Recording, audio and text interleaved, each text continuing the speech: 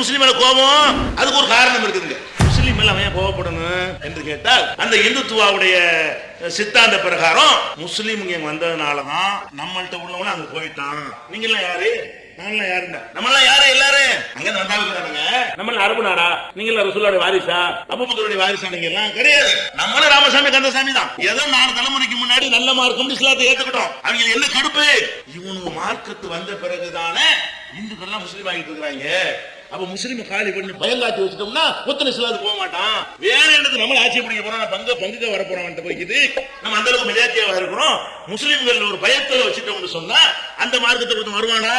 அடே முஸ்லீம்கள் சேர்ந்துடாதே, கொண்டு வைக்கிறவங்க பயங்கரவாதி, அளவு வந்து அடிச்சு கொண்டு விடுவாங்க, எதுக்கு அவங்க போய் சேர்ற அப்படிங்கிற மாதிரி ஒரு சித்திரத்தை உண்டாக்கினால் நம்ம மதத்திலிருந்து வேற மதத்துக்கு போக மாட்டாங்க. அதுக்கு என்ன வேண்டாலும் செய்வோம்.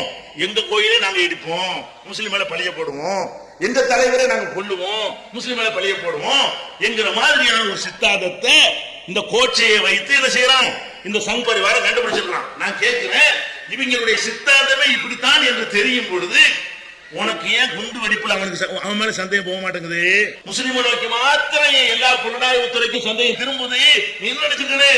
இவங்க கோச்சை ஆளுக்கு இவங்க குண்டை வச்சுப்புட்டு கோயில்ல வச்சுப்புட்டு முஸ்லீம் மேல பழி போடுவாங்க. அந்த மாதிரியான கேரக்டர் உள்ளவங்கன்னு உனக்கு விளங்கணுமா இல்லையா? அதுல இருந்து அரசாங்கம் பாடம் படிக்கல. மதுரையில மீனாட்சி அம்மன் கோயில குண்டு வெடிக்குது.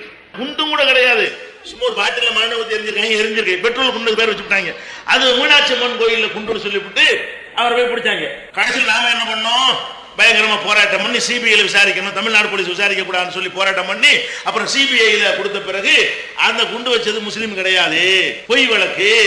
அது வந்து ஒரு இந்து மதத்தை சேர்ந்த ஒருத்தர் சொல்லி அவரை கேஸ்ல சேர்த்து அதை செஞ்சாங்க, வேற மாதிரி கொண்டு போனாங்க. நான் என்ன சொல்றேன்னு கேட்டா, அப்ப அங்க ஒரு குண்டு வெடிப்புன்னு சொல்லி ஒண்ணு உண்டாக்கி முஸ்லீம் மேல பழி போட்டியா இல்லையா? நாங்க போராட்டம் பண்ணி இருக்காட்டி எங்க மேலதானே பழி வந்திருக்கும். நாங்க போராட்டம் பண்ணி சிபிஐ விசாரணை கேட்டதுனால தானே அதை ஒழுங்காக விசாரித்து முஸ்லீமுக்கு சம்பந்தம் இல்லை அப்படிங்கிற விஷயம் வந்துச்சு.